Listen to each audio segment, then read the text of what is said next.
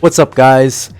Today has been a huge MK11 bounce patch released, and one of the characters addressed has been Geras.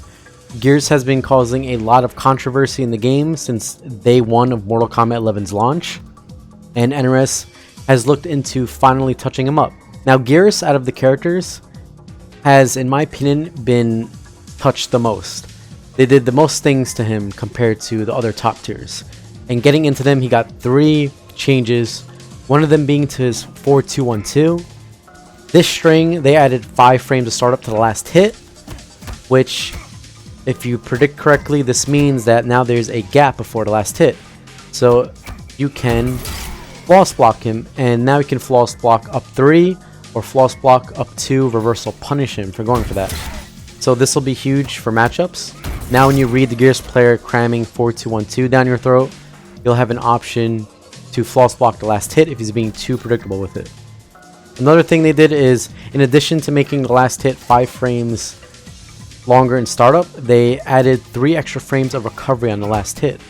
So before, this string used to be -3 on block. Now, because of the 3 extra frames, it's -6 on block. So you don't have to worry about Geras trying to down one after the string, trying to hold up, trying to floss block reversal launch you. Now it should be easier for you to take your turn once you block his triple mid string. And getting into the next change, what they did was his floss block reversal up 2 or wake up 2, known as the Titan charge. This move, you look at the frame data at the bottom left, it's no longer 6 frame startup. Now it's 9 frame startup. So they made the startup, they increased it by 3 frames. So now some moves that he could launch and punish before, he may not be able to now. Now he may not be able to launch punish some pokes he used to be able to, and so on. The next final nerf they gave him is his sand trap. Now, correct me if I'm wrong, but I believe his sand trap used to be -17 before the patch. Some of you guys who haven't patched the game yet can probably test this just to make sure. But apparently his sand trap has been given 2 more frames of recovery in general, and instead of it being -17, it's now -19, and it should also be slightly longer on whiff too.